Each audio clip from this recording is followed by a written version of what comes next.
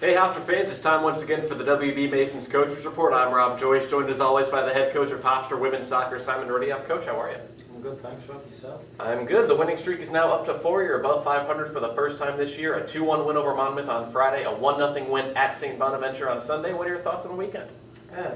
Very happy with it from a performance perspective and also results. Two very tough situations and we came through it with flying colours. And we're pretty comfortable with both games, so I'm very happy with where we're at. The injury bug hit you a little bit on Friday. You lose Amber Stobbs in the first half. What's your prognosis? Sprained ankle, 1 to 2 weeks. So we're going to monitor that. She's getting treatment 3-4 times a day. I don't know how she's going to school. She's always in the training room, but I'm sure she'll find a way. But offensively, Carrie Cummings scores for you on Sunday. You see her a little bit more of an offensive role this year. Do you like that she's stepping up? Yeah, but to be fair to Kerry, we probably wasn't considering her as a pure backup, maybe further down the rotation. But she came in against Albany. We had the comfort and the ability to put people in against Albany. She came in and she did a great job. She played really well. And from that perspective, she put her back up into our estimations. She played against Monmouth, gave us 10-15 minute reprieve for some players. And then St Bonaventure's was a physical game and she's a physical type of player. And it just suited us to put her in on that game as well. So she's put herself back in the frame and she thoroughly deserves what she's getting now. And Lulu Echeverry starts in Amber's place on Sunday. How do you think she did in her first start of the year? She's got to get used to doing 2 games again. When you're coming in off the bench and playing 50% of games, it's difficult physically to get yourself fit enough to do the 90 minutes. So she still produced, she still performed, but not to the level for 90 minutes. And that's what she needs to work on now. She needs to start building her fitness levels again and being able to give us a quality 90 minutes, which she did towards the CAA slate last year. So I'm not expecting anything different. And in the second half, Ingrid Moore goes down on Friday. Is she looking okay? Unfortunately, no. It appears to be worse than the initial prognosis. She's going to be out, torn ACL. It's not ideal. She was playing really well at that stage. It's disappointing from everybody's perspective. More so Ingrid. She's got to deal with 9 months of rehab and all that stuff. And from a program perspective, she was playing really well. So now we have to find another piece of the puzzle, slot that in and hope that works out. What puzzle piece do you see fitting back there now? We've got a couple of options. Mallory Ulrich played on Sunday against St Bonaventure, did a very stellar job, very good job in fact. Leah Hinnan, she's coming back from injury. She hasn't played much in the first 3-4 weeks of the season. Now she's practicing, so hopefully she'll be pushing for an attempt to get in that lineup. Then you've got Kerry Cummings, who's got potential, and Ellen Nevada, who potentially can get into that back line, who's played there before. So we've got options. And hopefully we'll work through it this next week or so and be ready for CAAs. Something you've done in the past and a little bit this year in the second half. Leah Galton moves back to defense. Is that a possibility? Not really. There will be games where we might need her to do it. There may be game situations where we might need her to do it. But ultimately we wanted to score goals and we want to put pressure on the teams in their defensive half, and the best way to do that is keeping goals up top. And then Emily Morphetus leaves the game on Sunday early. Frederica Mehring essentially gets her first full 80-minute experience. So how do you think she fared? She did great. We spoke about deficiencies, and the majority of them are translation, communication, organisation issues.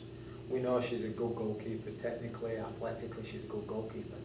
So we've talked to her about communication, and to be fair to her, on Sunday she communicated quite well with the team. And I think they felt comfortable with her back there. And that's the starting process. And that's the reason why we split them for so many games so far, is to give Freddie the experience, so when this does happen, this unfortunate incident happens, we've got the option to put her in and not lose anything. And that's exactly what happened on Sunday. Is Emily going to be okay? Yes. All right. Simple as that. Now, you're defensively 3 shutouts in the last 4 games. What's changed defensively? Well, we've been focusing more on it as a team. As great as it is to give accolades to the back 4 and the defense and the goalkeeper, it's also the front 6. How they pressure are we tight as a compact unit? And they've done that. Yes, the back four stepped up, and the goalkeepers have stepped up, and I'm really proud of the way they've done that. Ruby Staplehurst and Beefar have been monsters in the back line, and Kaelin and Ingrid had just turned the corner and started playing well as well. So from that perspective, we had a really solid back four working hard for each other. We obviously have to slot somebody else in. I don't foresee that being too big of a problem, because it's more of a system issue, not an individual issue. And hopefully we can maintain this clean sheet, scoring goals, stats we've got going on.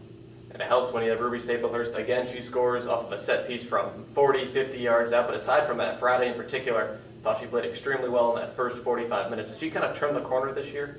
Yeah, Ruby, to be fair to her, she puts herself under a tremendous amount of pressure. And being a senior and somewhat of a vocal leader, social leader, it's sometimes difficult to balance that out. And she struggled with it the first couple of weeks, and she gets easily frustrated. And the last 2 weeks she's actually accepted the role, embraced it, and she's playing particularly well. And I agree with you, I thought she was our best player on Friday, and I thought she made some big differences, she made some big stops, and her services from the flank were tremendous, and she continued on Sunday as well, so we're very happy where Ruby is. You're 8 games in, what do you like about this team?